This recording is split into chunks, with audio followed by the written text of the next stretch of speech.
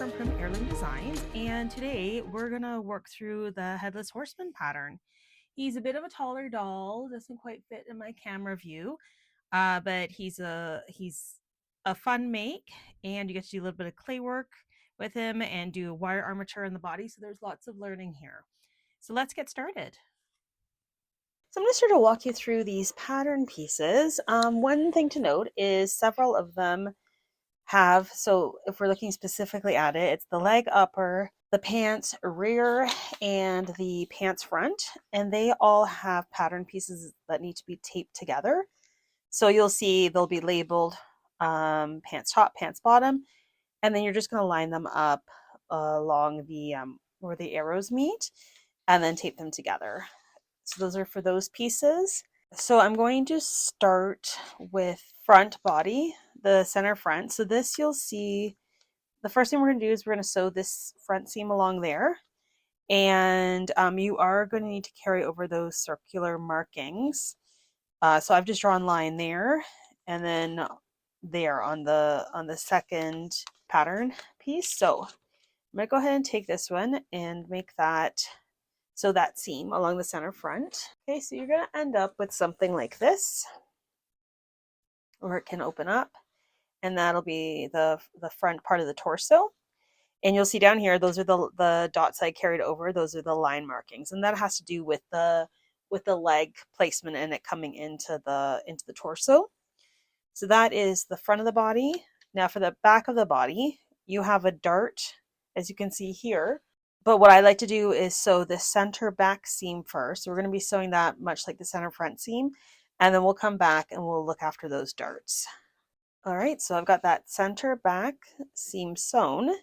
And again, this one had markings at the bottom of this pattern piece. I had 2 dots, and those I've carried over on there and then on the back side as well. So now for the darts, you're going to open this up, and we're just going to fold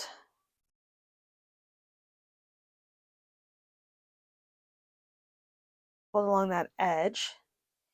And then as you go, you're going to want to like line this up as well as you can. And we're going to sew a 1/4 inch with a 1/4 inch seam allowance along that dart. Okay, so you can see that is my 1/4 inch.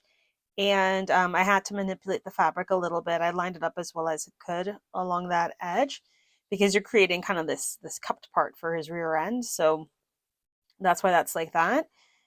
So now I'm going to sew the second dart, which is just on this other side. Alrighty, so this is it from the back side, and you can go ahead and cut off any of these extra threads if you'd like. Okay, so I've got my body front and my body back. The next thing I want to do is just tuck and sew this top edge down a little bit so that I end up with a clean edge. I'm going to turn that down a 1/4 inch. All right, so you end up with something like that, and I'm going to do the same to this pattern piece. Now with these pieces, before I go any further, because the inside, I'll show you on this one, the inside of his neck is black, right? So it's easiest if you paint that ahead of time, because then you're not dealing with paint after you're doing all this other part, all the clothing with him. So, and keep in mind, it's this rough side that you're painting black.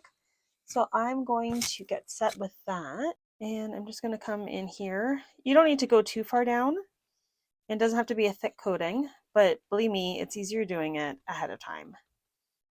And you're just going to do that with both sides. Okay, and then once that's painted, you're just going to let these 2 dry before we come back and sew them. Okay, so the next thing we're going to do is we're going to work on these arms.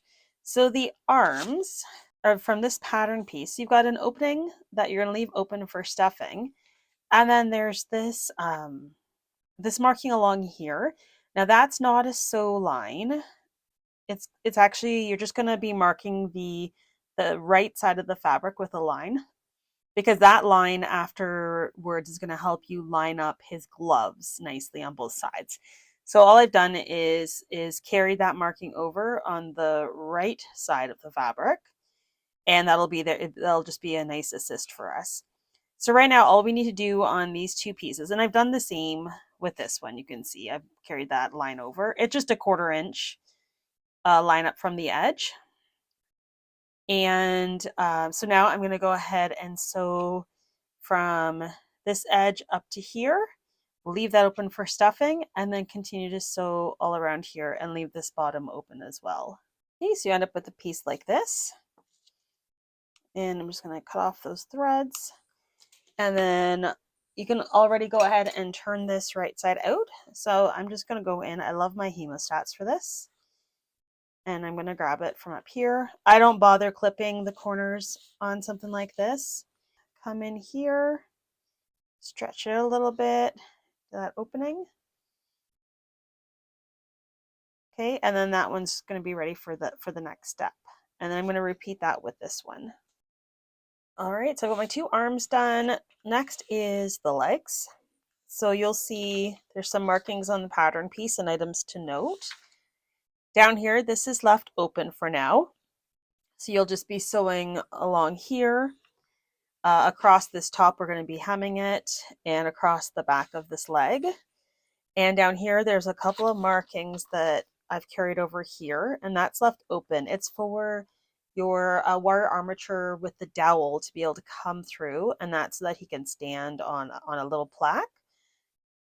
So I'm going to start by just folding this edge over approximately a 1/4 inch and sew that edge on both the front and the back of this leg. All right, so this is the top hemmed. This will just, you'll find it'll be easier to attach the leg to the body with that edge nicely finished. So then the next step is I'm going to go ahead and sew along this leg up to the tip there, and then along the back to that opening there, and then continue on this last little stretch. Okay, and then we're going to create the toe, and that's why this has that funny shape right here. So now you're just going to take this and fold it going the opposite direction, and those curves should sort of line up. In terms of this selvage, you can just push it off to one side, or you can split the sides. I usually just push it off to one side. And then you're going to sew, I'll just draw on here so you can see, I'm just going to sew a 1/4 inch seam around that, and it'll end up being a little bit rounded to kind of create a toe. Okay, so you can see I've created that toe. And then the last step on this is to turn it right side out. I'm going to come down here. And I find with the legs, I'm not going to turn it all the way out, probably just until the knee, because it gets to be too long and it makes it almost harder to stuff, especially when you're working with a wire armature in there. So I'm just going to pull this out about halfway. I'll usually take this edge and fold it up a little bit. Again, it's just to help me with stuffing, getting that armature in there. And then I'm going to come in with my hemostats and pull out that heel and come around to the front and pull out that toe. Okay, and so then I've got a nice leg to start with. So I'm going to repeat that with the other leg. Okay, the next step is I'm going to do the wire armature for the legs. So I've got my cut pieces of wire and my dowels, and basically this you're going to fold in half, and pliers to add a little bit more bent. Okay, like that. Okay, so I'm just going to measure 8 inches of this wire, this folded over wire, and I'm going to start my dowel at that 8-inch mark. So at there, and that's where I'm going to start taping it around. And I'm using electrical tape. It happens to be white, does not need to be white. I find it holds better than glue and is much tidier. And give extra care around the bottoms where there might be some sharp wire, go a little bit extra. And then I like to come back up and cover over some of the actual wire as well. So I know that it's nicely in there. That should be good. I'll just cut that off. Alrighty, so to show you how to stuff one of the legs, I love my hemostats for this because they can really get down and inside of things. I like to just stuff the toe first. So I'll come in from that top.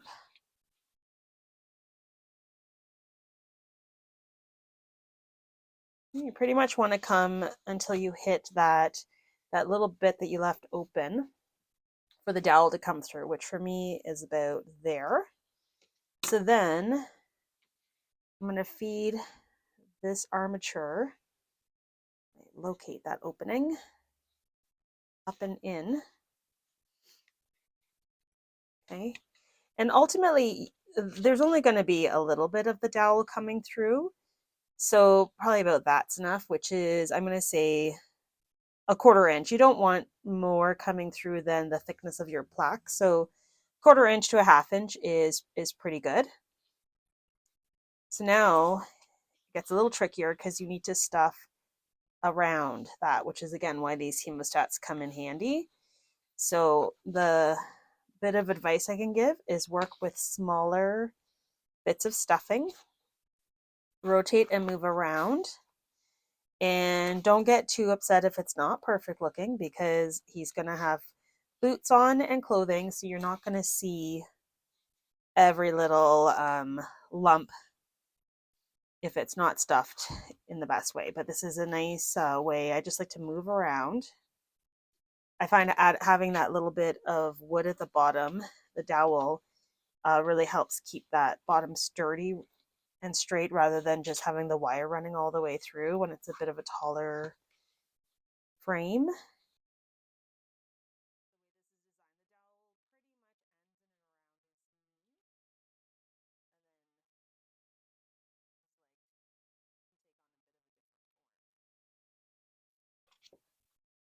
Yeah, so basically I'm stuffing fairly firm, trying to keep that dowel and wire as centered as I can. And I'm going to continue on going around all the way till I get to the top of the leg. Okay, so I wanted to talk to you about the gloves. These are the patterns for the gloves, and they end up going on the bottom of the arms after they've been sewn and things are getting stuffed. So what I like to do is I've got a piece of leather here. That's what I'm making mine out of. It's a very thin leather, so I know that I can sew this one through my machine. And I find to mark the back side of the leather, I just use a pencil crayon seams I can get that mark on there, so I'm able to follow it on my sewing machine.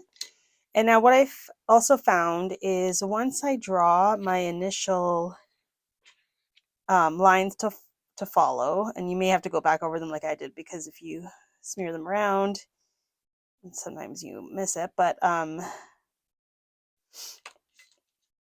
like to take a piece of, I like to take a leather needle and some thread, and I've got it pinned in place, but I find sometimes the leather can kind of move at a different pace under the presser foot. And so I just find if I do just a nice stitching to hold the front and the back in place just all the way around, rather than using needle or using pins, it keeps things from shifting while I am trying to sew through the leather on my machine. And then you don't have to worry about the pins getting caught under the foot. Okay, so I've got this little piece. I'm just going to go ahead and cut a little closer. And now I'm going to go to my machine and I'm going to do my best and sew all around this marked line. Okay, so I've got my first glove done. You can see it's quite a small stitch around. And that's from tracing this glove onto the leather.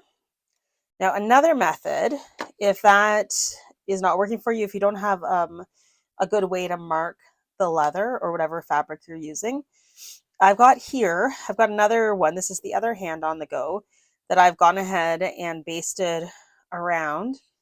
And I've actually ever so lightly glued this pattern piece on here. And I'm going to show you at the machine how I'm just going to like sew around and follow the outline. Because it's not going to wreck anything even if your needle goes through the paper accidentally. But that's another way of getting this sewn. So I'm going to show you that. So I'm here at the machine, so you can watch. I'm just going to line up my, get closer in there, lining up my needle right on the edge there. And I'm just going to start it back and forth a little bit. And I'm just going to go around.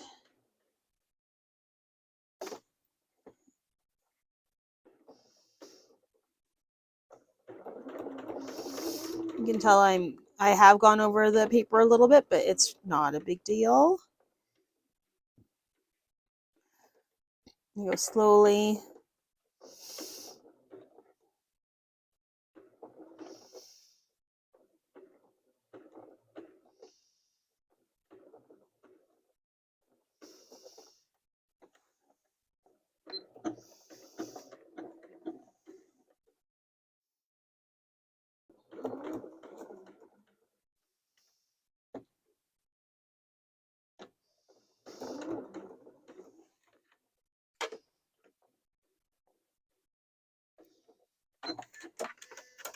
Okay, and there you go. I'm going to pull this off now. Let's see, it's a little, tell how little glue I put on it. It's just where that's all caught, but it was enough to hold this in place. And there's a little bit of paper that caught under there, but that's all fine. So I'm going to take you back over to the other spot. Alright, so then the next step is to take these gloves and cut them out. You want to leave I'd say an 1/8 of an inch seam allowance all around, but when you get up into the fingers, you may need to come a bit closer, maybe even a millimeter within that stitch line,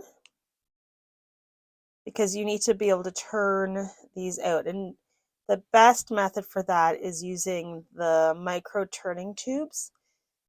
There are, I will link in the pattern. So these are my micro turning tubes, and these are just really great for any sort of doll making on a small scale. So I'll pull them out, and I'm going to look for probably the smallest size. You want the biggest tube that will fit in your area. And I'm going to try the biggest rod to press that out. I may have to switch to the next size down. It's doing pretty good actually. Okay, so I've pressed out that thumb. And for the rest of it, just trying to press out pull the whole thing out. And then we'll press out each individual finger in a moment. So I'm going to grab my biggest rod. And you do have to be careful that you don't blow out of the seam. If you do, I tend to just go back in, sew it up a little bit, make it work. And slowly go around. Another thing you can do is grab the smallest rod, or sorry, the smallest tube, and go in and try to find those fingertips what I'm looking for. Okay, and then on these hands, the next job is you need to sew these lines along here. I am just going to I'm going to do my best to mark it. I know it's not going to come through very well, but I'm pretty much just going to eyeball it at the machine. I'm just drawing on kind of a little indicator lines, just to separate out the fingers. And I'm just going to do my best to sew those in like that. I don't know if you can see that over here. All right, so I like to start up at this at the palm area, and I'm just going to lock that stitch in place. I'm trying to make it so that I come up in between those two fingers, and then I'm going to use another lock stitch, and then I'm going to cut it. So you can see I've got the first one done.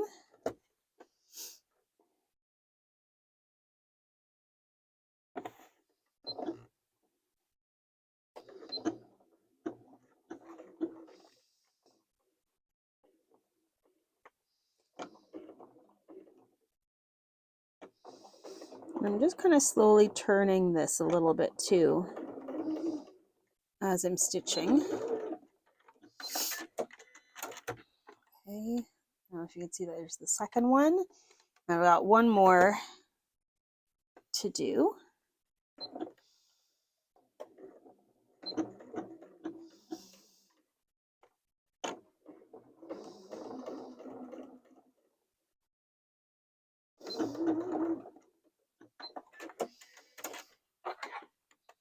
Okay, so I've got these fingers now all separated. Okay, so now that I've got both of my gloves ready to work and I've got my arms, I'm going to come in here and take some pipe cleaners. I use Long's Extra Absorbent. These are 6-inch pipe cleaners and they make great fingers. So I'm going to count out 5 of those and literally just put one in each of these channels that you've created for the fingers. And sometimes they do get caught because of the end. But if you're patient, you can get it all the way in. You can feel it when it's made its way all the way up through that, through the little channel that you've made. Okay, and once you've got all of the fingers fed in, I like to just double check that they're all bottoming out at the tip. And I like to bend this so that I know that this is now going to be the arm that's going to be its left arm. And then take these and just twist them together. We're going to start to put a little bit of extra stuffing in there. This is where I like my hemostats. You don't want to overstuff the hand, but it will give it a bit of a more natural look about it.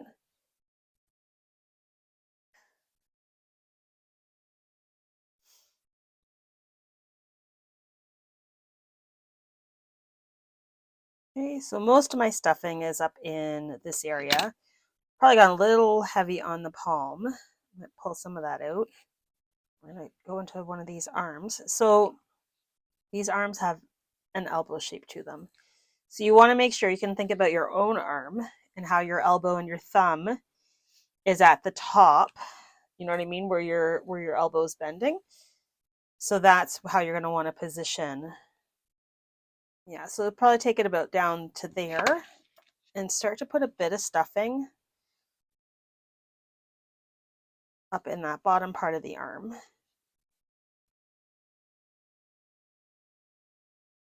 All right, and again, you're going to double check. Yep, that's positioned right. You're going to draw these two together like that. And this connection, I just end up hot gluing that line. You want your glove to come up to that line, and you can hot glue the two pieces together. So I'm going to get my gun on and do that, and then you can finish stuffing this arm. Okay, so now my glue gun is heated. I'm just going to come in here and glue that top of the glove to that bottom overlap on the hand. I'm going to come in here and show you that I'm just going to come and I can fit a bit more stuffing within where those two parts are coming together. I will try to get stuffing all around that collection of pipe cleaners. And you don't need to stuff them super hard. I would say stuff them firmly. I'm just using a whip stitch to shut that. Because again, this part is not going to be visible. You could just come and do like a light beading of glue around that edge, and that will also finish it off. So that's the arm, and I'm going to finish up that other arm in a moment. I'm going back to the torso. I have these two pieces. They're dry. So now I can sew all the way around these. And I'm going to be matching the seams. So you want to line up the center front and back seams down at the leg area. And I'm going to be sewing across this middle section.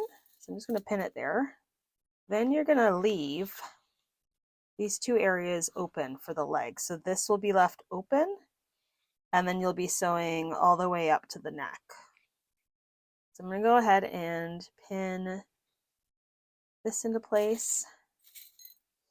If you're off by a little bit, don't worry, he's got clothing, so you don't have to be super perfect on this, I would say. Okay, don't worry if you've got a little bit of a gap in there. That's fine, that's where the leg's gonna go. I'm gonna start with one side and then I'll sew up the other side. Okay, so you can see that I've also used black thread for sewing the torso. That's mostly just that I could keep it black up into this area just for later on. And I've got those two bottom openings for the legs. And yeah, so we're ready to flip this right side out. It's big enough I can probably just use my fingers for this. So here I've got the piece. I cut this out of black felt. This is kind of the opening for the neck. But before I put that in, I like to get some stuffing in behind it. Here, so it's got something to stick to. And you could set this wherever you want. I kind of like to set it part way down so that there's a little, so that it's lower and then there's like a little bit of neck showing.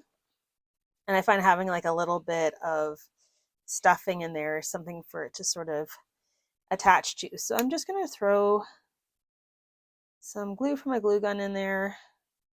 Don't worry if it's a little messy, because you can always go back over that black area with Sharpie or an equivalent kind of marker. And I'm just putting that little neck piece in, kind of like that.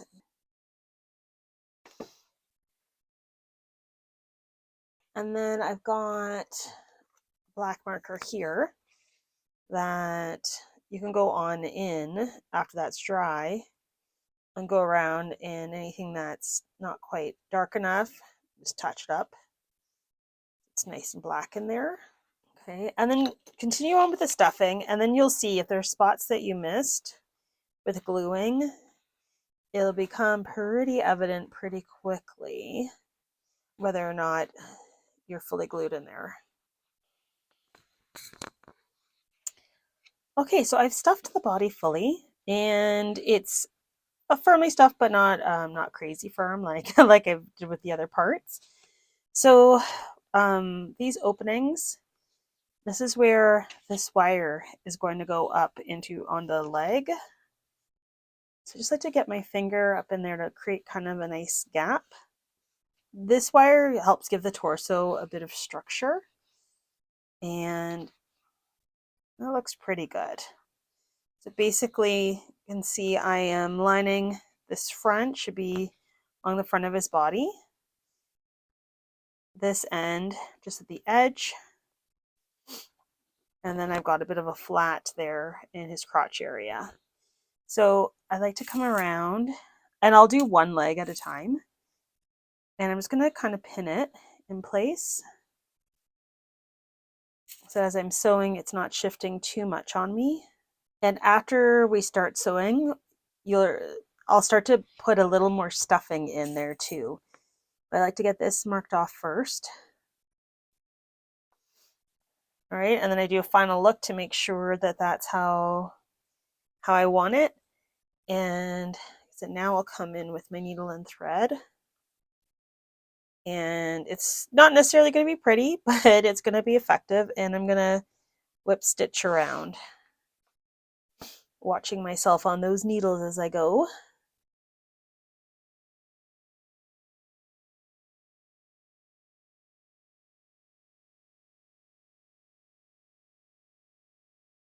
And as I finish one area, I'll pull the needle out.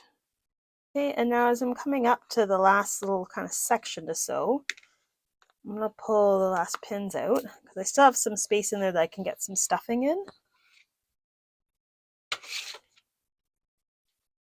Just going to work around and try to fill in this little extra area around here, both in the front and at the back, with some stuffing before I fully seal this. Okay, and I'm just going to finish this one off. Okay, so you can see I've got one leg on and done. So now I'm just going to come in, do the same thing with the second one. And you are going to want to make sure, it's okay if the dowels are different lengths, but if you can, try to make sure that your legs are about the same length when you're attaching them, give or take.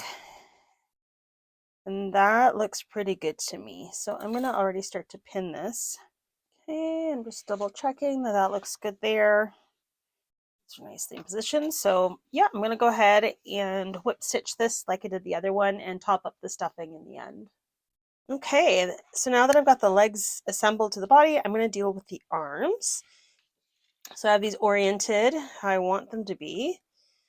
And I've got a 5-inch needle with some thread on it. And to start this, I'm just going to go in and out the 2 strands of thread and then come back out just to lock that in so that this doesn't go flying through and get lost in the body somewhere. That really will anchor it. And I'm going to go into the arms at approximately the same distance down, kind of in the center of where that triangular area is.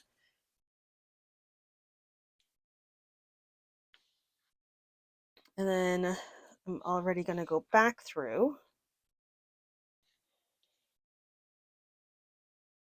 trying to keep in the same area.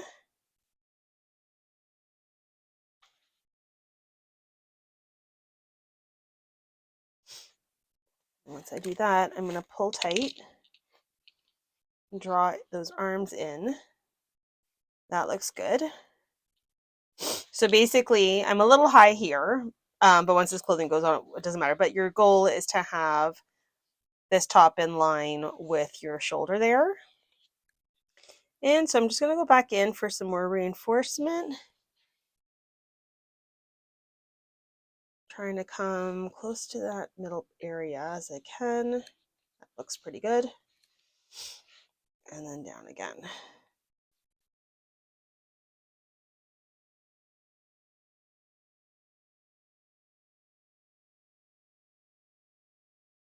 Okay, and you can keep doing that as much as you want. That's probably good enough for what I need. And I'm just going to lock that stitch on this side. Pull it tight. And that should be good. So now I've got the arms and they can actually move around. They have some bendability because we do have that pipe cleaner running in. Now it doesn't run into the upper arm, but for this figure, that's not any movement that you want is down here, like in the hand and the wrist and at the elbow. So that works great. So from here, we're going to move on to the shirt. All right, so you'll see for the sleeve, I've cut 2 and I've got my little mark there. I'm just going to darken it a little bit so you can see it. And I've got that on the other side as well. So that's marking the center of the sleeve. And then I've got the shirt back, which is pretty straightforward, and the shirt front. So we're going to sew together the shirt back down this center seam at 1/4 inch. Okay, and then the next step is we're going to take the shirt fronts and flip them so that the center is in the middle, and I'm going to line up, and you can pin them if you need to. I'm going to line up those shoulder seams. Okay, so I've got my arm cycles in here, and I'm just going to sew at 1/4 inch along those 2 seams. And so I'm going to flip it over so I'm looking at the wrong side. Okay, there's a couple of more spots I'm going to mark on here. There and there. And carry those over to the other side. I'm going to switch my stitch length to be more of a basting length. And on my machine, this is how I need to pull out that bottom thread so that I have thread coming out from the upper and lower bobbin, and just put that at the back.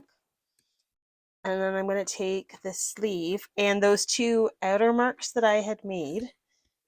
I'm going to come up and stitch between those. I'm at a 5 millimeter stitch length. This is like a gathering stitch I'm doing, and I'm keeping a nice length again so that I can gather that together after. So I've got one done there, and the other one, and I'm only coming down about no more than 1/4 inch. Even 1/8 of an inch is good from that top edge. Okay, the trick is to make sure you've got some tail of string on both sides, both from your upper and your lower bobbin. Coming back to my arm cycles, and that center marking, I'm going to line up with that shoulder seam and just pin it in place. And then come over here and line up where that marking is along there. Just me to there.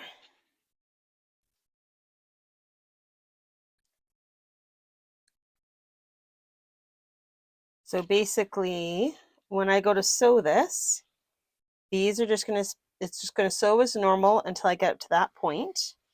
I'm going to match up on the other side now, the same thing. And then that center area is going to get gathered. So I'll show you that in a moment. So I'm just matching as I'm going to be sewing that. To get the right location, matching. And then up there is where I'm going to pin these together.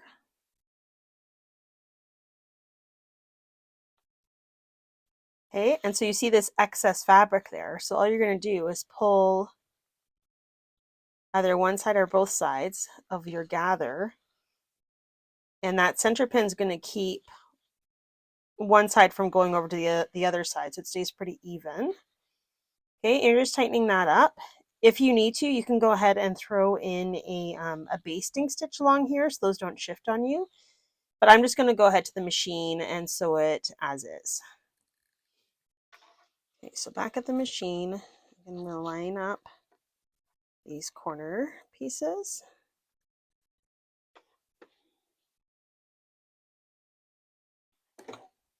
As well as you can. So, oh, I'm a little bit off. It's harder when you're working with a smooth fabric, that's for sure. I'll go back and forth a couple times. Oh, I'm still on my big stitch. So make sure you switch your machine back down to the smaller stitch.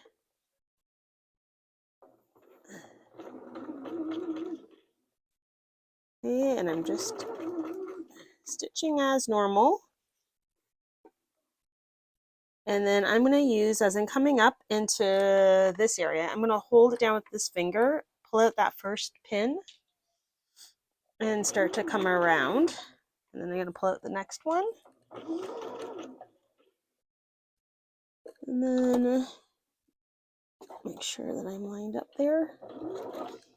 And pull out my third pin and just use my finger to anchor that down. Okay, and now I should be able to sew this as normal, and it should fairly closely come together at the other end without excess fabric from either pattern piece. Okay, so you can cut off these long strands, and what you've given is a bit of a little bit of a gather and a puff there on that sleeve. So I'm going to repeat that with the other side. Okay, so I've got both my shoulder seams sewn. The next step is to come down to these ends of the sleeves, and we're going to fold them over 1/4 inch just to tidy that up and sew along that edge. Okay, so once those are sewn, now I do like to finish off these edges with some lace. So you can do a gathered lace. You could do something like what I was doing here for around the neck and trim it with that. I'm just going to use a vintage, like a flat lace, and deciding I will probably do it that way so that those little scallops will overlap a bit. So I just have to switch out the thread color on my machine for an off-white, and I'm going to do a couple of stitch lines of that along both of the sleeve ends. Right, so you can see here that I've attached the trim. So now the last step on the sleeve is to come in here and line up at the underneath the arm. We'll throw a pin in there. Okay, and then I'm going to go ahead and sew along this edge all the way down the side seam. And I'm going to do that to both sides. Okay, so you can see that I have sewn all along here and the side on both sides.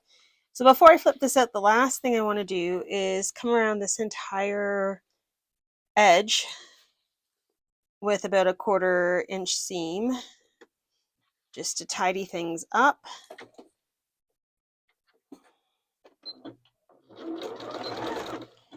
And a lot of this is not going to be visible, just so that you're aware of that.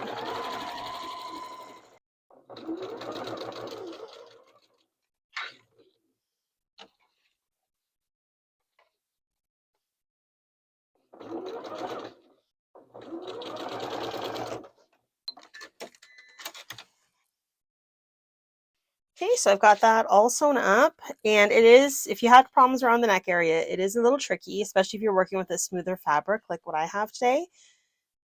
But just do your best. Mine's not quite a 1/4 inch, and that is okay around there. It's going to be hidden by the lace anyway, so I'm going to be putting there.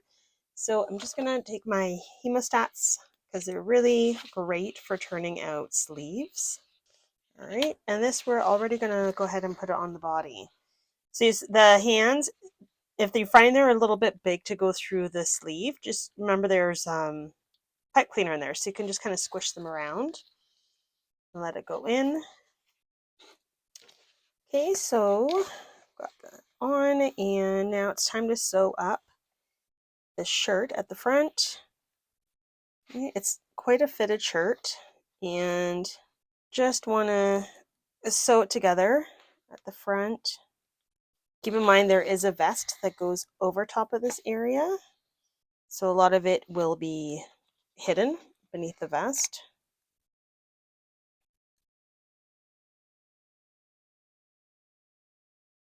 Okay, so you're going to end up with something like that. Don't worry if it's a little messy. Again, I'll show you how long his vest is. That covers over a lot of practically the entire seam of that shirt. So it's really just to hold it together. So the next step is I'm going to take the lace that's going to be my collar, and this one I've only gathered about as much as I think that I'll need for this. And I'm going to start my seam at the back there. And notice I'm overlapping onto the shirt and the neck. And if the glue isn't too thick in there from earlier, should be able to stick a little hard, but I'm sticking a pin in there to hold it in place. And that's going to help me get this started. And then I'm also going to add a couple of pins further down just to help align myself up as I sew. There, and I'll make it to this center part. There. Okay, so I'll start there. I'm going to do a very small whip stitch for that. With a matching, I'm going to try to match the off-white that I have. I'm going to come in here and just do a small whip stitch around. If it gets too tight in there and you need an assist to pull the needle through, use a set of needle nose pliers. They work really well for that. And bear in mind, I'm left-handed, so I might be approaching this from a different side than you would. Okay. And as I make my way past a pin I don't need, I'm just going to pull it out. Oof. So it's not in my way. Okay, and I've come around to that last pin that I've put in, so I'm just going to lift that out and continue on with pinning the rest of this. So notice also I am overlapping that bit of a seam that I have around the neck just to keep it tidy. Okay, so I've just come around and done my last stitch. So I'm just going to come back in and lock that stitch in place. Okay, and cut off my excess trim. And then the next step is, see how that neck, I want it to come straight up, and I want to come in here with a second row of stitches to catch that that upper part of the neck with the lace, so you don't see that, and that'll help keep this lace more upright. And I'm gonna use my white lace, and afterwards anything that's showing in here I'm just gonna use a marker to go back over. So I'm gonna just come in here. I hope you can see. It's a little awkward. You could also try gluing this in place if you'd prefer. I'm just gonna come around and throw some small stitches in there. Just doing a running stitch for this. Let's see, I'm just gonna go all around. Get that in place. Okay, so you can see I've gone around that inside and I've stitched around there. It will likely come up like that in the finished figure, but you could also have it done like that is nice too. And I'm the final step, and be careful because you don't want to get any marker on your trim that you just put on, but I'm just going to come in and cover up a bit of that white stitching as well as I can. The next step with the sky will be the pants. So you'll notice on the pattern I've marked some notes regarding the regarding stretch. So the particular fabric that I'm using here it's kind of feels like a bit of a faux suede, but you see it's got a bit of stretch to it, right? And you definitely want to cut your pattern pieces so that the stretch is running across the body, not up and down. And so there's a note about that.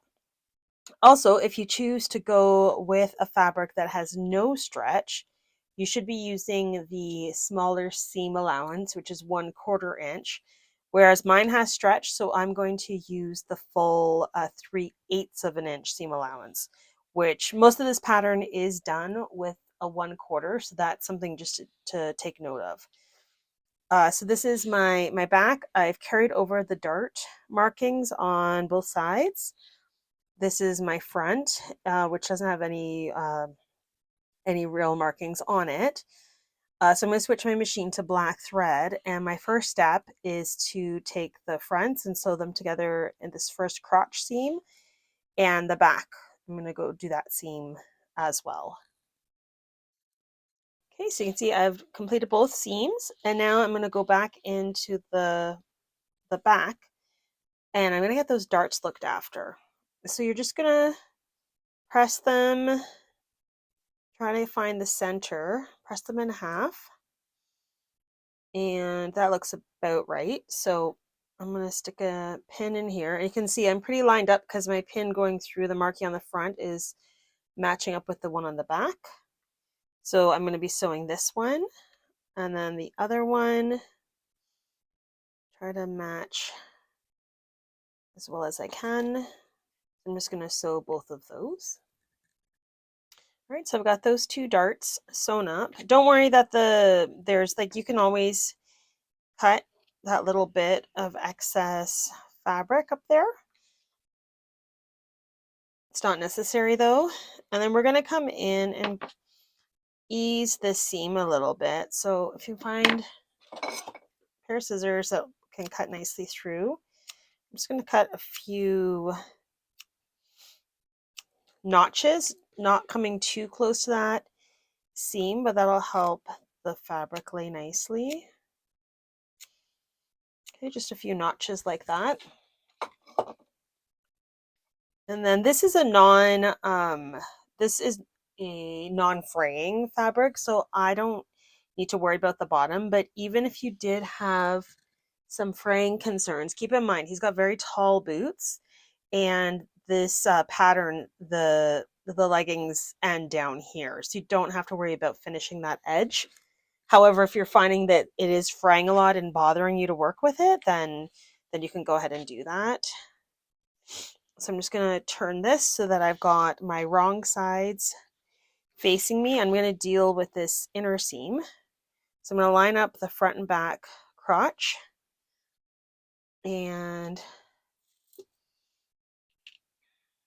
in that place, again, remember that you are with these pieces working, if you got a stretchy fabric like I do, I am working with the 3/8 seam allowance. So I'm going to sew this first around, and then while I'm at the machine, I'm going to go ahead and sew up these side seams as well. Okay, so everything's been sewn on these. I'm just going to flip them right side out. Okay, and then I'm just making sure that I've got the side that has the darts in it, which is back here. That's the back. So I'm going to flip this over. Now, one thing I find easier is that the feet sometimes do get hung up in the small pant legs. So I do like to take a bit of masking tape and just press this down.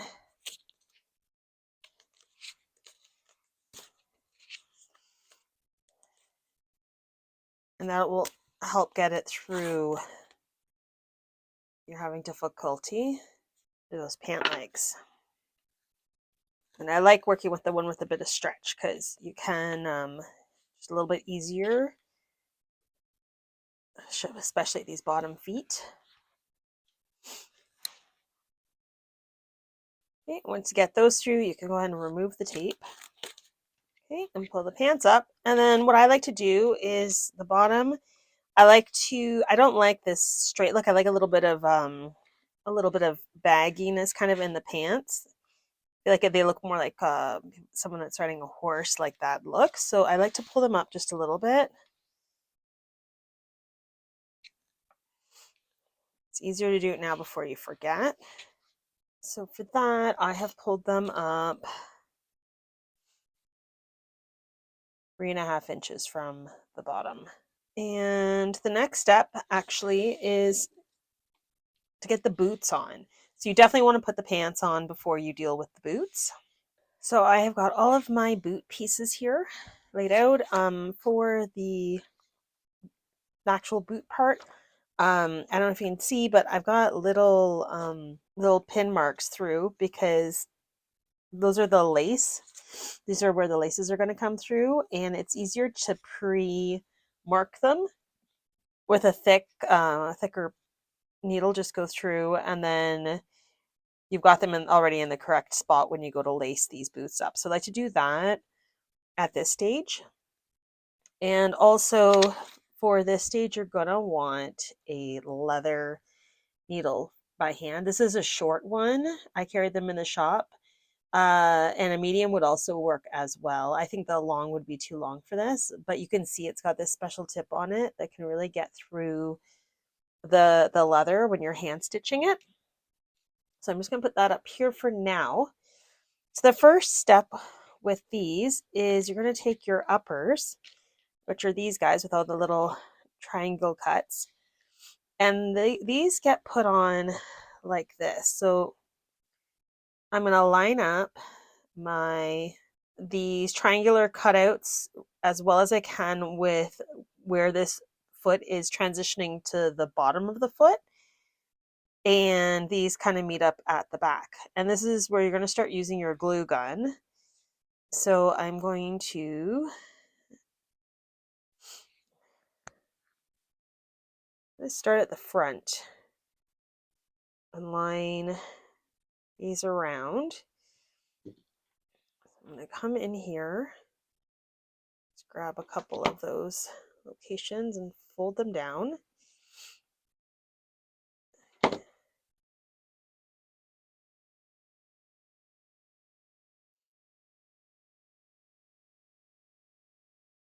Okay.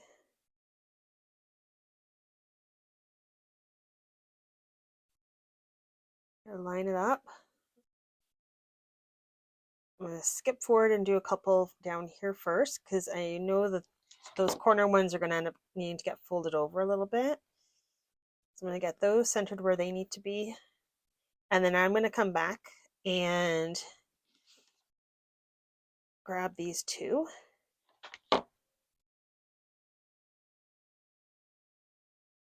And now I'm going to come to the back and get this area and this side. Okay. And then the next step will be taking the sole, and there's a cutout there to go around your dowel. So I'm going to just do that. And this will get glued into place. So I'm going to go ahead and glue that into place. I am keeping purposely away from this edge because that I'm going to be stitching through afterwards, and it does not do well with glue gun glue. I've learned the hard way. I'm just going to try to center that a little bit as well as I can. So kind of like that.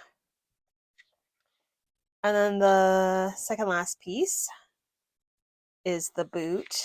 So I like to figure out where that center back is, and we can actually mark it. So it's about there. And that spot is where I want to line up at that back.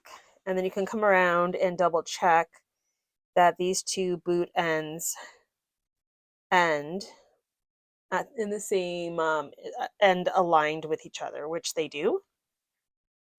So I'm going to come back in here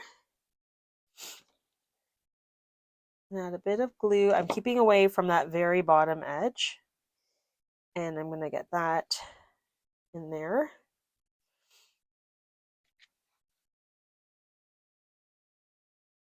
And at this point, you'll see I'm keeping this position so that, because I'm going to be hand sewing all of this along, so I'm making sure I've got enough that these two can pull together. And I'll just add a little more glue there.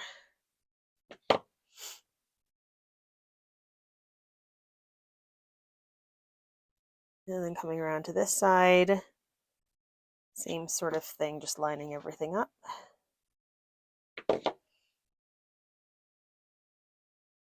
Okay, and then I just twist it around a little. And then the last thing to glue on there is the boot tongue. Oh, so this, keep in mind that this boot will get folded down at that location. So that is where, as you can see, I'll show you on the pattern, this little dash line is where that boot's going to be folded down, which is right here. So that's pretty much where you want that boot tongue to come to. So if I look at that, I line up my boot tongue. And then this bottom edge should line right up with those two sides.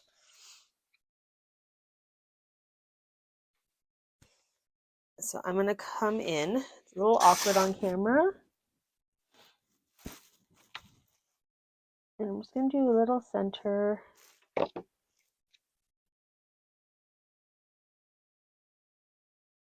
Line it up.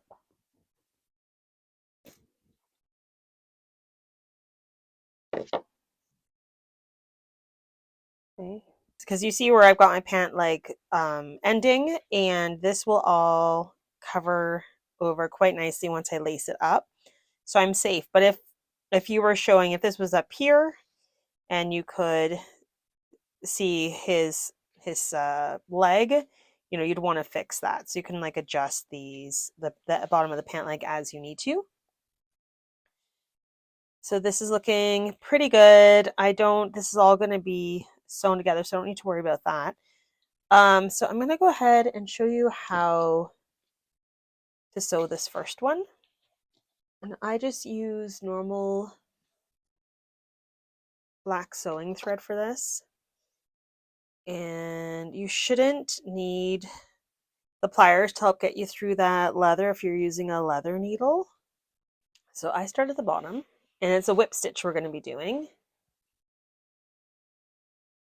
And I'm going to come in bottom, and I'm just going to be whip stitching this upper to this sole.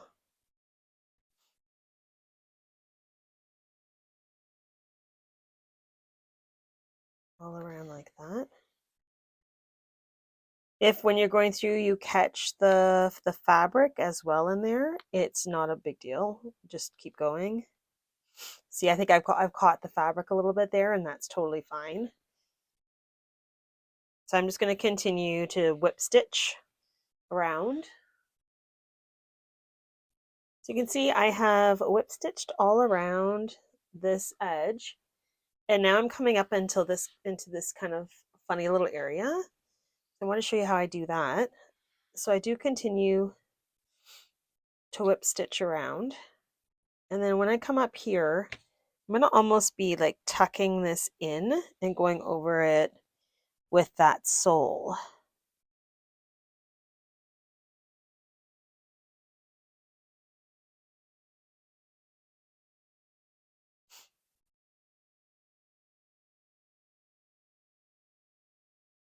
And if you find you're getting into some glue area, just use those pliers to help get you through that.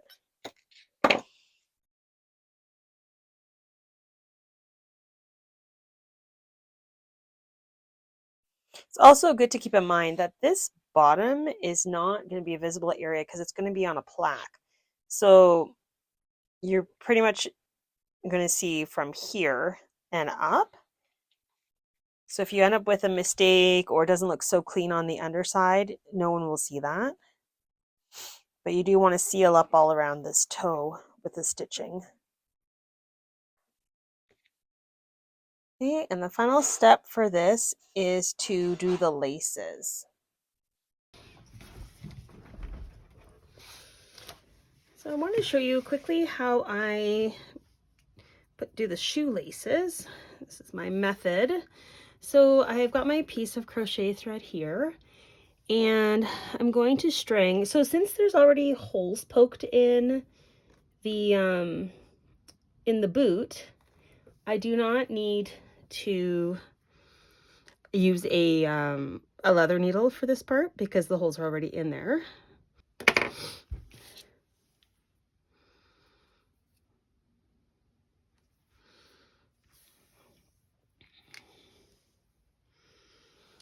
So I've got a needle on each side. I find it goes faster that way. Okay, so I like to face the boot towards me, and I'm gonna come in underneath one of the sides in through that first hole.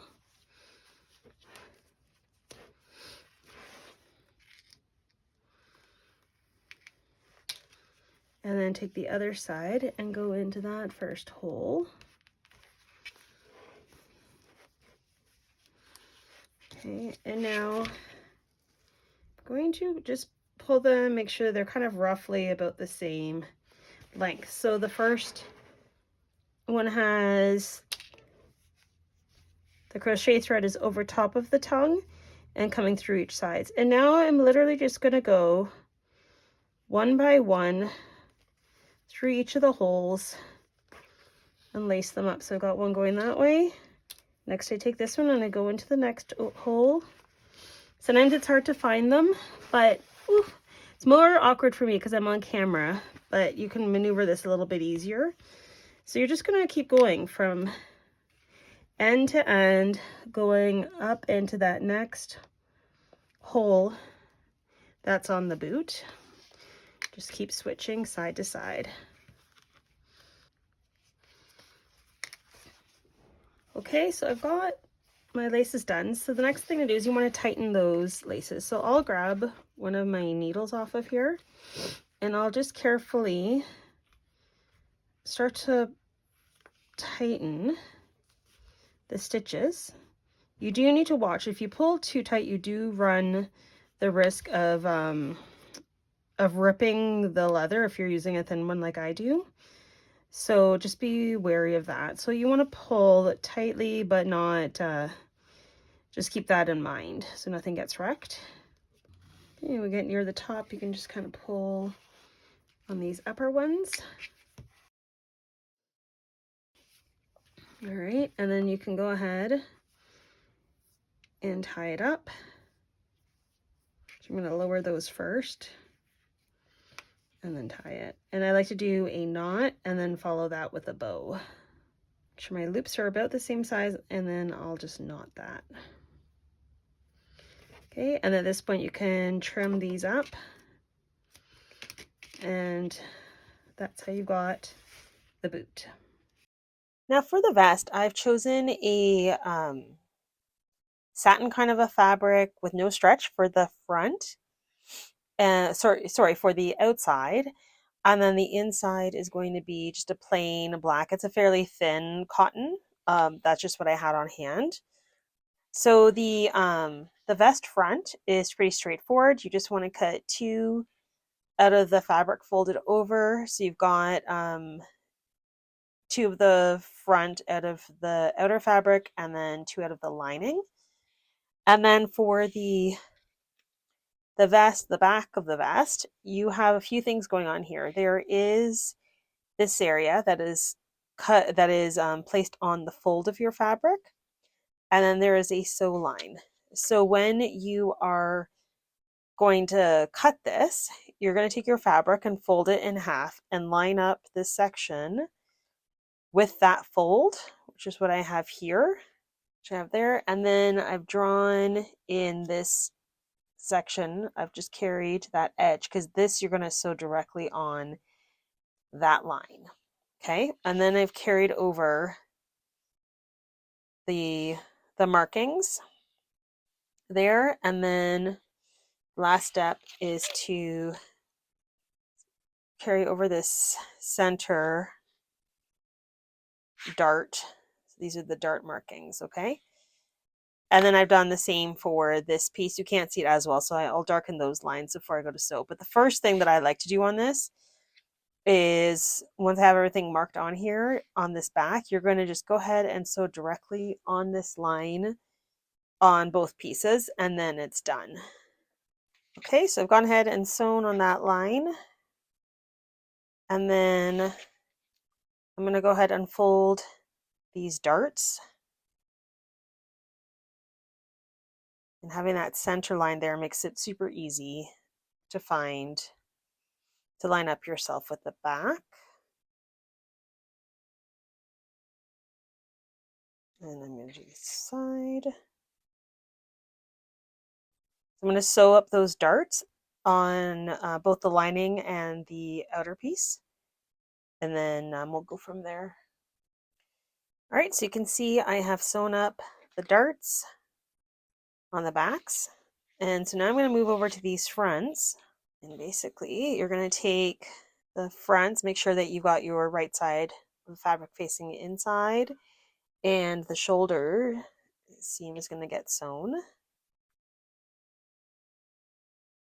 Both of these.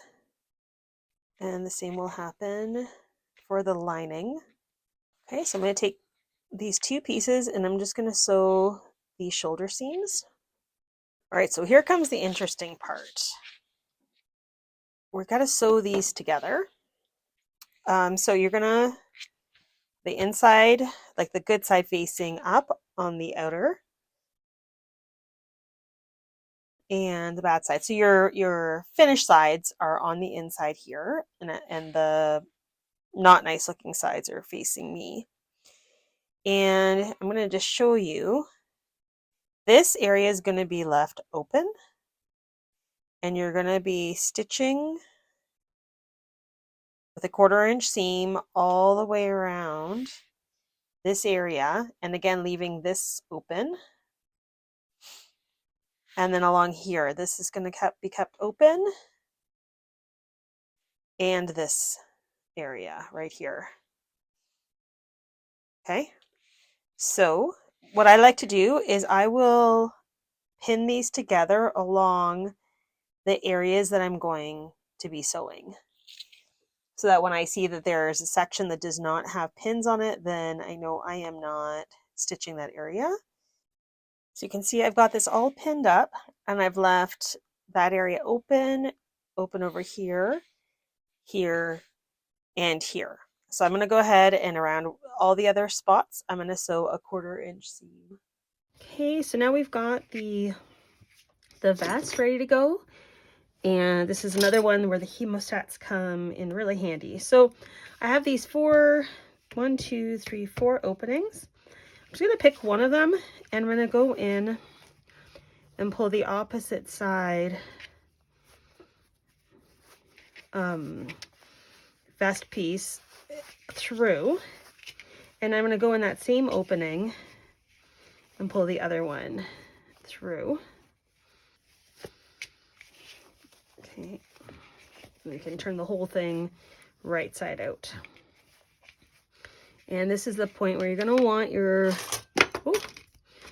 point turner tool and your iron on, because you want to iron out the seam everywhere, get it nice and flat. And the point turner is nice to use in these corner areas of the vest, and pull everything nicely, open up that seam on all these sections. So this is what the vest looks like after you press out all of the corners and get them turned out nicely. And so now the last thing you need to do on this one is with your outsides facing, because you want this to be on the inside, you need to stitch up these side seams. So I'm going to be stitching along there. It'll be again a 1/4 inch, and then on this side. Make sure you've got all 4 layers nicely lined up there. Okay, so I'm going to just be stitching on these little sides. Okay, and I'm just going to tidy up this edge a little bit before I put it on. This little extra bit of fabric, I'm just going to cut that off at an angle. If you're concerned about this fraying too much, even after it's on the Headless Horseman, you can come along with fray check and apply it to that edge. So now I'm just going to put his vest on, and it should nicely cover the top of the pants. So what I like to do at this point is I'm going to bring it together and use pins to do a slight overlap. I'm going to be using tiny buttons up the front. You can just leave it sewn together. You can use beads that look like buttons if you don't want to use actual little doll buttons. I'm just doing this so that I'm nicely lined up when I go to whip stitch this together, because what I'll do first is I'll whip stitch kind of along here, as hidden as I can. Then I'll be placing buttons along here and sewing them on. And the buttons that I'm going to be using look like this. They're just little, I believe these ones are 4 or 5 millimeter. They're 4 millimeter buttons, and a 5 millimeter looks good as well if you want to go that route. All right, so I'm just going to quickly show you how I'm going to whip stitch this. All right, and I'm going to actually start at the bottom here. It's just easier with the camera the way it is. So I'm going to come in and hide that knot on my needle and grab just a little bit of fabric on that lower bit of vest and then come up through.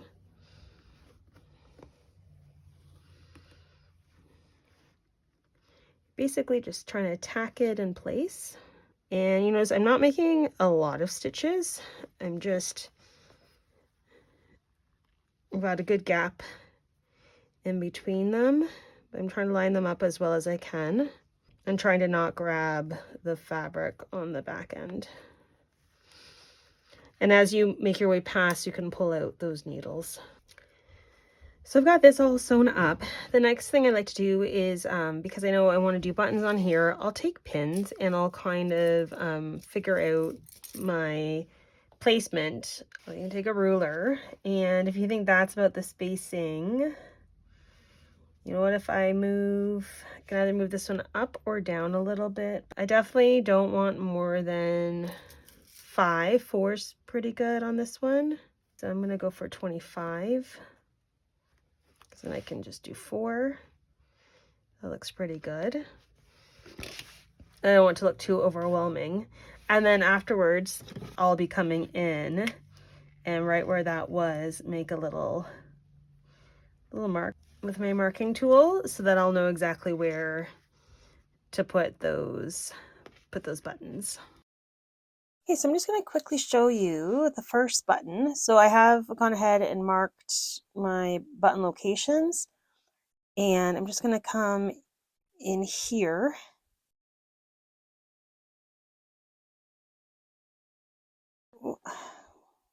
Hide that knot. And the buttons I have are tiny. They're hard to work with, but they look really good. They just have two holes on them. So all I'm going to do is go in the one hole, through the second hole, and then same time go back on myself. Oops. And I'm just going to go in there once more and through that second hole, and I'm going to come right down to where I want to do my next button. Now for the cape, it's a pretty straightforward piece. I've got the, this is the capey part, and I've got the collar. I just did this out of the same fabric that I used for his pants, so mine does have a bit of stretch to it. The cape does not need to have any stretch, but what is nice is if you can have a fabric that doesn't fray, and you want it to not be too stiff because it needs to kind of flow a little bit. So keep that in mind. So I'm going to start with the collar, and I'm just going to sew all the way around these 3 edges at my 1/4 inch seam. Okay, so what you're going to want to do is take off a little bit of this bulk in the corners. Don't go too close to that where that ends, where your corner is, and then make a few little slits along here. I just have to switch to my other scissors. This will help that curve. Again, don't go too close to your stitch lines. All right, so this one you're going to want your point turner again, and you can turn this right side out, and you're going to want to get right in there and get these corners turned out as well as you can. Try to not poke through your fabric by accident. Okay, and then I'm going to follow up and press this out with the iron. It sort of worked. It's hard when it's a synthetic fabric to do that with, but I did my best. So now I'm going to take the cloak, and you'll notice the one side has a curvature to it. That's the bottom. And then the top is just straight across. So I'm going to go ahead and run a gathering stitch along here, much like how we did the sleeves. So I'll bring you over to the machine and show you what I mean. Okay, so I've got, again, this is the straight edge and the shorter edge, because that's the top of the cape. And I'm going to lift my foot, and I'm just going to draw up so that I've got both my upper and lower bobbin threads lifted out, because I want to be able to pull on them. And I'm going to increase my stitch up to a 5mm length, and I'm just going to sew all the way across this. And when I'm done, I'm not going to cut it. I'm going to let that come up and give myself lots of length so that I can gather it along that edge. So I've got my two pieces. This is my good side, and I just know that because it's the velvety side. So the first thing, I need to find the middle of this collar, and I'm going to mark it. And then the center as well of the cape. It's about there. So I'm going to pin that in the center. So this is my good side, and I have just pinned the collar to the back side. And now I'm going to use these strands to gather my cape on either side. And the end of my cape will meet up with this edge. And with this one, I'm going to actually baste this one first so that I don't lose, because I've got 3 layers in there, I don't want to lose one of them in behind. Okay, so do your best to kind of spread out those gathers. Okay, so I've got that basted up to the halfway, and now I still have to do this side. So I'm going to pull it in tighter, again, just by pulling on one of these thread ends, and I'm going to line that up. Now, if you had a cape fabric that was fraying, that was not a non-fray fabric, then before you do any of this, you are going to want to fold that over or even double it in order to hide the fray, or plan to add some trim around that edge. All right, so I'm going to, I think I just need to get that a little tighter. Pull out the center one now and just keep going. And I'm not going to do anything about these long tails yet until I've got this sewn across. So I'm going to do a 1/4 inch stitch along here. I'm probably going to use a 3 or a 3.5 length of stitch for that. Okay, so that's it stitched. So at this point you can go ahead and cut these tails off. All right, and the idea is that you're going to flip this out the other direction, and that's going to hide all of this stuff. So what you can do is what I do, I like to actually tack it with an extra stitch to help hold it down at the very least in each of the corners.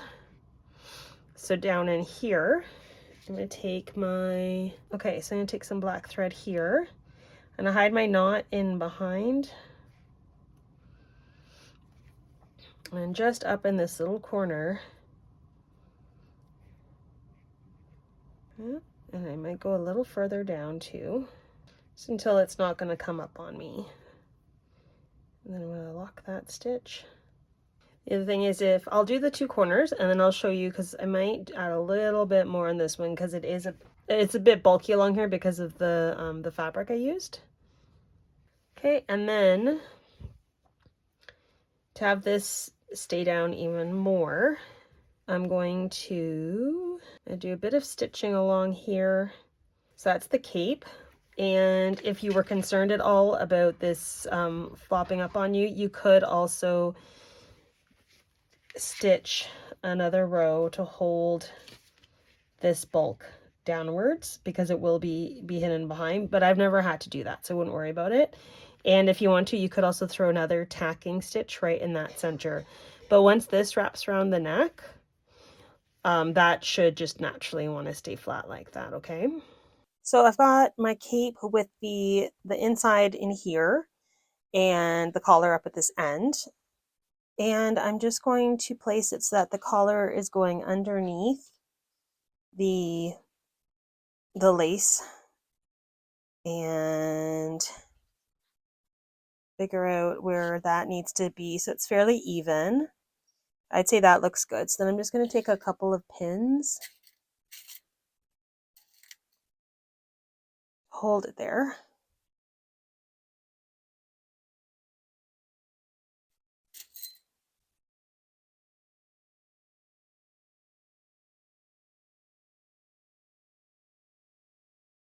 Okay, that'll look good.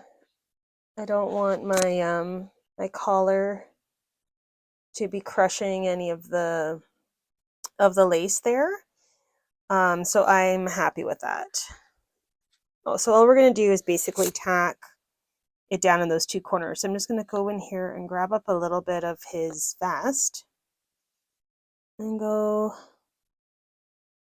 really, I don't even have to come to the front. I'm just going to grab a little bit of that collar from the back side and pull that out.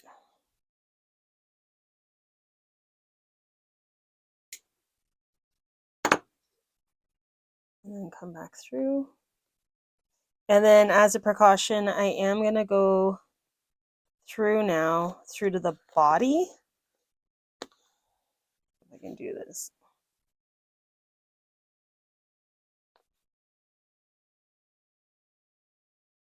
To really hold that down, I'm through the body and I'm just going to tack it.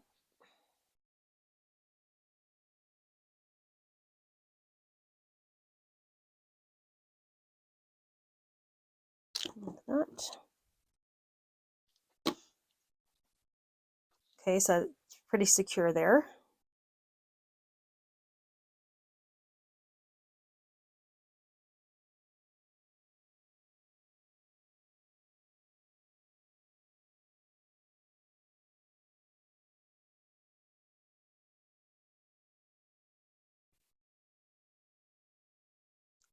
Okay, and then as a final thing, I want this collar to sit down really securely there. So I am going to go ahead and add a stitch back there. And these are those little adjustments that you'll just kind of have to make depending on how things are looking for you.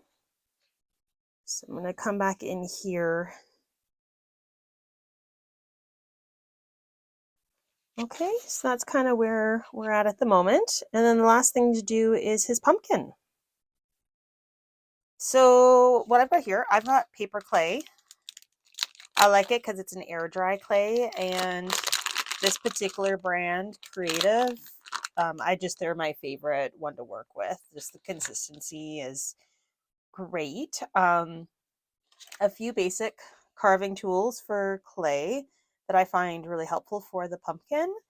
I have some water, which is always good to have on hand, and a ruler. This is foil. This is going to be the base of my pumpkin, and I like to build it up to about 2 inches across by 1.5 inches tall. I find that gives me a nice size pumpkin for this figure. So I'm just going to start by taking some clay. And you might wonder why I'm using foil on the inside. It's to take up, rather than have a massive amount of clay, because the clay is not cheap. I like to use the ball to take up some volume, as well as afterwards, I need to create attachment points for the pumpkin to the figure. So the foil, and it gives me like an open space on the inside that I can drill through the clay, and yeah, and be able to fix a couple of eye pins to help me with that. So I'm just going to start. I'm not going to go super thick, maybe a 1/4 inch at the most. in thickness around this ball. You don't need it really thick. The thinner you do it, the faster it will dry, which is always nice. But you do want enough that you can like carve into it a little bit.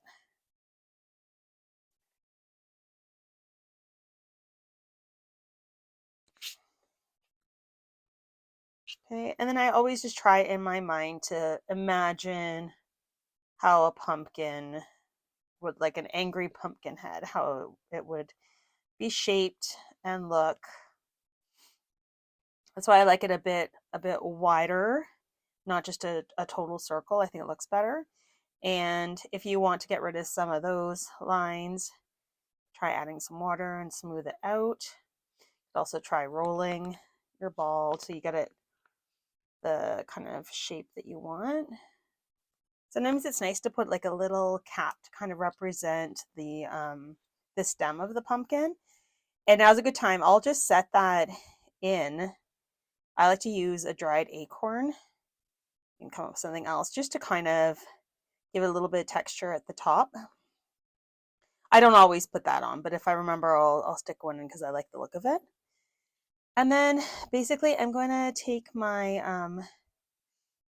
tool and I'm going to start by marking out the nose and then the eyes. So the nose, I like to do like a generous kind of triangle and lift that out. And then you can always come in, try to even that out. If you want to pull a little bit more out, you can. If some of the foil becomes exposed in these cutouts, don't worry about it because you'll be coming in and painting it afterwards anyways. Then for the eyes, I like to look at it and just kind of judge, make two lines that are about the same size and the same length. And if you mess up, you can always take some water, close this up, re-roll it, whatever you need. And then I'm going to pull it up. I'm going to give it a bit of a evil look, like that. And try to get them as similar as you can.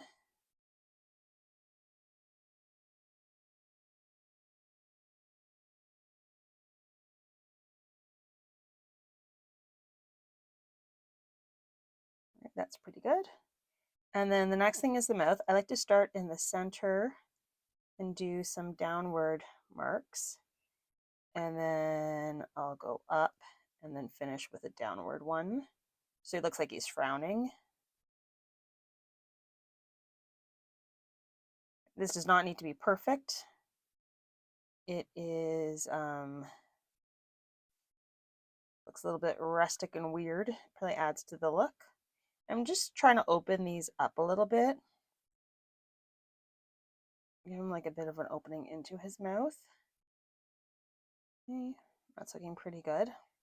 Now you may have to come back and redo some of this because the final thing I do is I take, this is ribbed and I quite like it to create kind of markings when I'm making pumpkins. I'm wondering, you could probably, you can find anything that's got like a bit of ribbing on it. It might be a nice tool to use for this. So I like to follow it up and kind of go around and create kind of segments, give some texture to this. It's nice because when I go in with my my antiquing paint, I can get these filled with that darker paint and it just adds a really nice look to this. So I might have missed a few, but I'm trying to have all the segments start and end kind of in the middle. And like I said, you might have to come back into this area. I usually do to reopen up some of the eyes and the mouth. But I find this step really adds to that real pumpkin-y look. And that looks good. So I'm just going to come back in now. And my eyes got a little bit closed up. You may decide that you like them closed up. By all means, you can leave them. And I like to open up the mouth just a little bit again. And then he's gonna get put aside. I like to let it dry, oh gosh, at least a day. It might take a couple of days. When you'll feel it's going to be significantly lighter, it'll be this particular one goes white when it's dry. And if you have him placed like this, the next day you might have to flip him so that this area can dry as well. Okay, so I'm going to make a couple more of these because I've got a few headless on the way. I'm going to let this dry and then tomorrow I'll come back to you. Oh, and also if you want to, you can tidy up this inside. I kind of like it rough, so I'm just going to leave it like that. But we'll do the painting together and then I will show you how I like to secure him to the headless. Okay, so I've let my pumpkin dry and I was just double check to make sure that's in there well. Sometimes you have to glue it in afterwards if it's not staying in place. So I like to start with some brown. I'm using a burnt umber, quite a dark brown. And I'm gonna go into with I've got a couple small brushes here.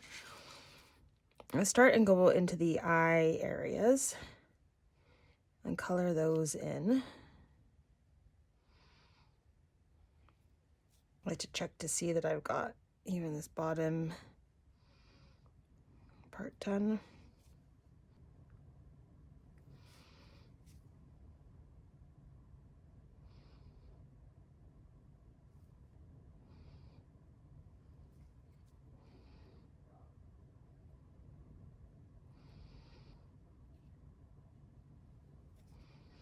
Okay, so once you've got the carved out areas done with your dark paint, and don't worry if I just got some on the outside, don't worry about that. I'm gonna now switch to a bigger brush and I've got this orange spice color orange that I quite like using for the rest of the pumpkin. It's not too bright of an orange. It's got a nice kind of pumpkin feel about it. I'm just gonna take a bigger brush and go around. I even like to do this top piece with some orange in it. And I'm gonna just do the front first, let it dry, and then I'll do the back, because otherwise I've got no way to prop them up. And for these areas, I'm just gonna come in, and sometimes you'll see where you might have missed some of the dark color, which I see now, so I'll be going back over that afterwards.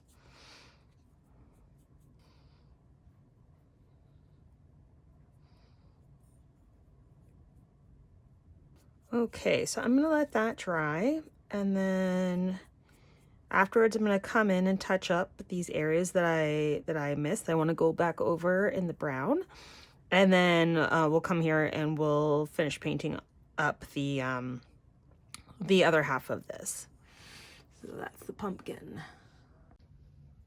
Okay, so I've got my pumpkin here. He's dry enough to start putting my antiquing stuff on. So I've got this vintage decor antique wax. I don't know if you can get this brand anymore, Martha Stewart, but I've had this for a while and it's actually a bit thick for what I want to do. So I'll just pull some out, and I like to thin it up a little bit just with some water, so I can spread it a little bit better. Okay, and then I keep a paper towel with me. And what I like to do is, because the whole point is you're trying to get this wax in the these areas that have the lines. So you can see what I'm doing. I'm just going to go over it. I do a little section at a time. And then I just take my paper towel and I rub it off. And what will happen is it'll rub off the areas that are at the top. You can also press it in a little bit.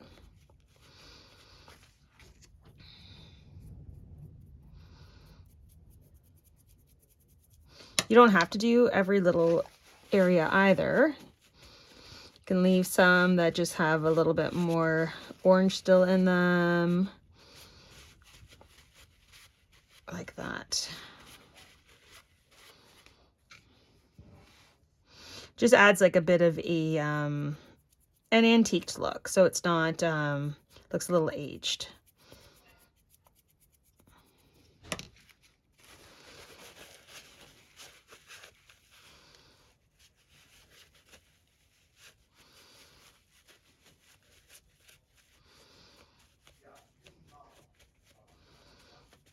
Okay, so I'll just do that around the rest of the head.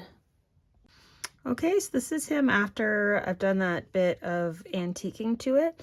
Another way you can apply the antique stuff I found is you put a bit on your brush and then actually dry it off so it's a bit just like a dry brush technique like you would do in painting, and try to focus on those middle areas and then just gently go over these sections so you get it just so you don't have to rub it off afterwards, and trying to concentrate it just in those divot areas, and then try and just kind of control in a controlled way paint it on. So that's another way that you can apply this. So either way, you're going to want to let this dry. Now, if you're finding that the paint is lifting off, it could be that your clay wasn't dry enough before you started painting. So just be mindful of that. One way to address that is to apply a layer of Mod Podge first on the pumpkin head before you start painting, and that'll create like a bit of a seal between the two, so you shouldn't have that problem. And either way, we're gonna let that dry, and then I like to add a final layer of Mod Podge of glossy Mod Podge, just to give it a nice seal on it. So you can see I'm just keep going like this brush, even though it's dry, it's still got some good pigment in it. And you can really just brush that on. So that's another way of doing it. Anyway, so I'm gonna let these heads dry, and then I'll come back with some Mod Podge. Okay, so once you've got the pumpkin nicely dried and ready to go, I've got some Mod Podge here. I like the gloss one. And I'm gonna apply that. I just go into it rather than pour it out, but you can pour it out. And I'm gonna put a as even as I can coating, generous, but try not to end up with big gobs in any one place. Like that. And again, I'll be doing kind of half of it first so that it can dry. I don't bother too much getting inside of these inner areas. It's more just to protect the outer surface from any paint chipping, and to give it like a protective coat, and then also a glossy look. So just applying that. If you don't like the idea of gloss, you can always use the matte one. So I'm doing that, and then I'll give it a nice chance to dry. With this, you know it's dry when it's not tacky anymore. And again, sometimes if your clay wasn't dry when you apply the Mod Podge, it will take longer for the Mod Podge to dry. So you really want that clay to be dry before you continue on with the painting and the sealing of it. Okay, so I'm just going to keep going on with this. Okay, the next step is to take your pumpkin that's been painted and is ready to attach to the Headless Horseman. This might be a little challenging for me to show it in this view, just for me to get the pumpkin where I want him. But I'm gonna do my best. So let's start by bending his arm, because he does have that wire in there, and rotating his hand a little bit. So in order to attach this pumpkin really well to the body and to the arm, is you're going to end up drawing on with a marker 3 points of contact to the body, and then we're going to drill those out with a really tiny drill bit, and then put these little eye pins through those, hold them in there with some crazy glue, and then you end up sewing through these little eyes to those 3 parts. So it's a bit of an interesting process, so bear with me. So the first step is to find out where you want those markings. And I'll show you roughly in this view, but I'm ultimately going to probably have to do this off camera. So you're going to position the head where you want it. I like my hand to come across almost like this because I'll probably end up sewing the bottom of his glove into the body there to keep it there. But I can already see like there's a nice point of contact right here. So that's definitely where I'm going to put one of my my holes with the eye pin. So I'm just making a little mark there. And make sure that that dries before you go rubbing up against the body for your other ones. And then, let me see, he'll probably go there, there, and I'm gonna make a couple more off camera. Okay, so I had to do this off camera. It's just, it's easier if you kind of can stand them up and have a look at how everything's sitting. But I've done two more markers. So I've got one there, and one there, okay? And the point is that these two are gonna be little eyes that attach to the arm. I've got the one attached to the body. And then the last thing that I'll be doing to this is whip stitching, like tacking the glove again to the body, and that will really hold the pumpkin in place. So now that I've established my 3 points I want to do, I've got a very small drill bit in my drill, and I'm just going to slowly drill out those holes. Now remember, he's hollow, so eventually, like, it won't take you long to drill through that.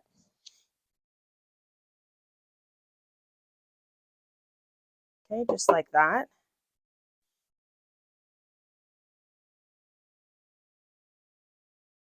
And then I've got these handy little super glues that I love. I've got these little eye pins. They're from jewelry making. And the point is that those are going to get installed in there. And if you find it's hard to push in, it's probably because you're hitting that foil on the inside. So just push it all the way through, or you can cut your pin a bit shorter. So I'm just going to put some crazy glue in there and then pop that in and do that for all 3 of these holes. Okay, and then before you move on to the next step, you're going to want to give those adequate time to dry. I can already feel this one's quite tight in there, so that's good. So we're going to let that dry.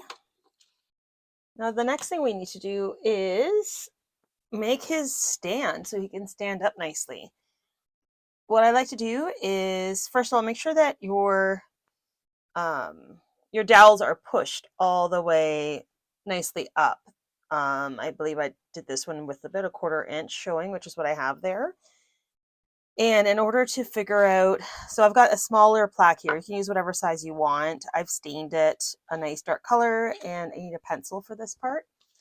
And basically you're going to stand them up, and this part might be a little hard for you to see, but I'm just trying to establish kind of where I want his feet to land.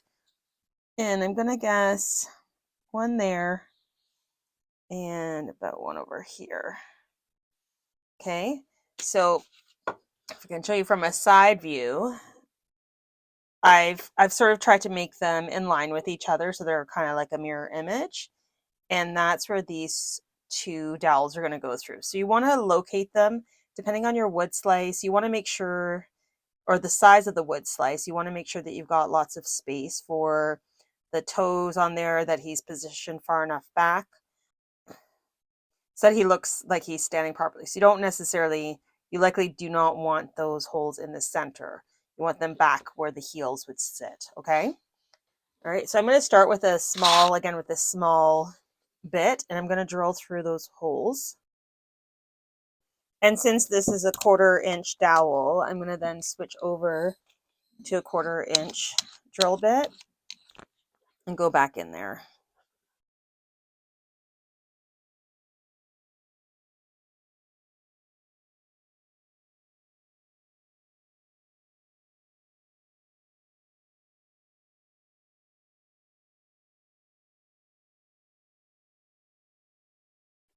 And now you can see that you should be able to just push those through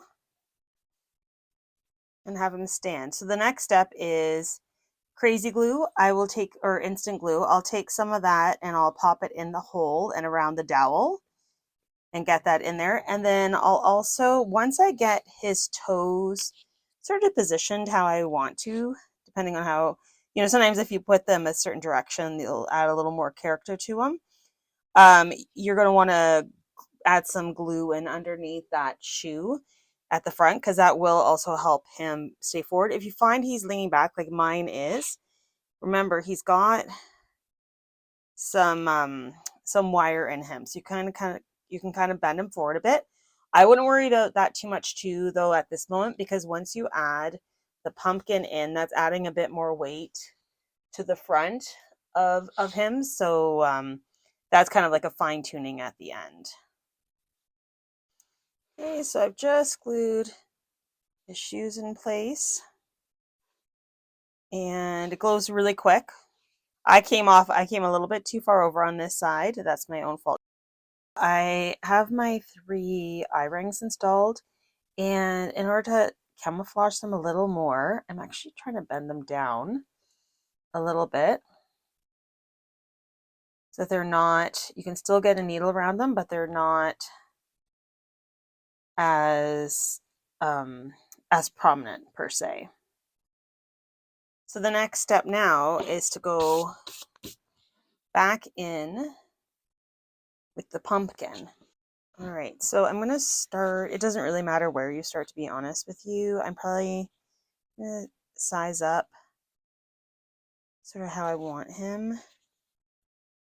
Be like that. So I'm gonna start with this one. I've kind of decided where I'm gonna locate that one. I'm gonna come in.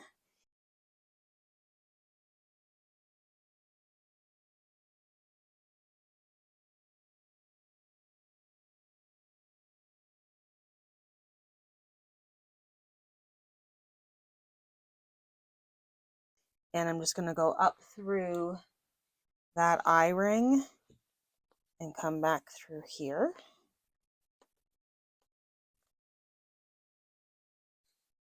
Now I need assistance, so I'm grabbing my needle nose pliers. I'll pull that through the layers of fabric. And you probably just need just a couple of tacking stitches, like that.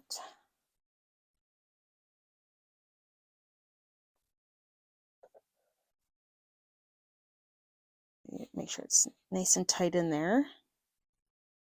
You don't have a loose stitch like I do. There.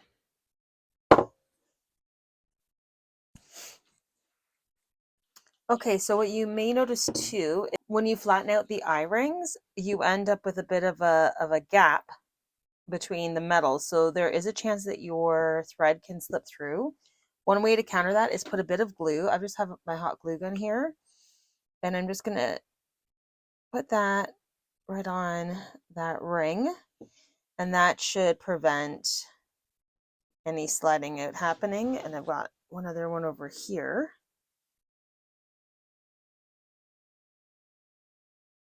And then just let that dry.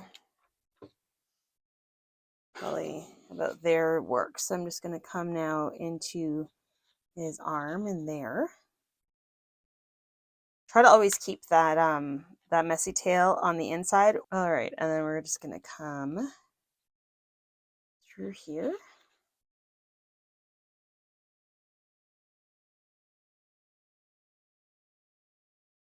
Make sure that you're going through the arm on this one in addition to through the blouse, because the blouse is a little bit looser.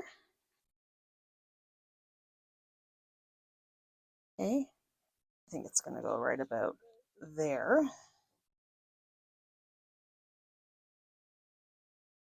This one might be a little harder because remember his hand is leather. So depending on your leather thickness, you might need to use the needle nose pliers again to help you with that. Okay, and then the last one is to sew his glove to the body. So I'm just going to stand him up again, have a final look, and actually going to be more, I thought it would be up at the vest, but it looks better if I do it down by his legs. So I'm going to come in here and plan to go back and catch that first finger.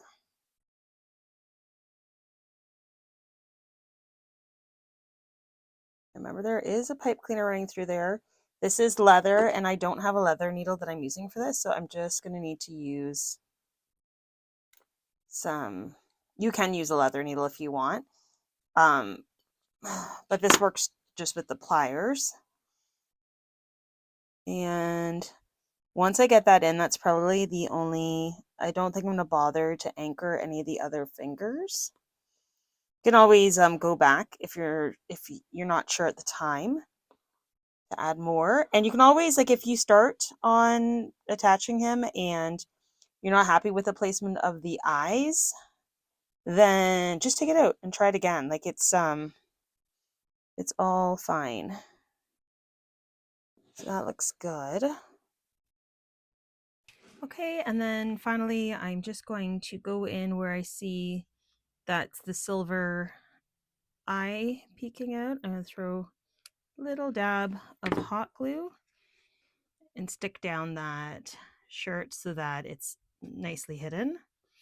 And you can try this one. I find that one really hard to do, so I usually just leave it. Okay, and that is the Headless Horseman. I hope you enjoyed making this video.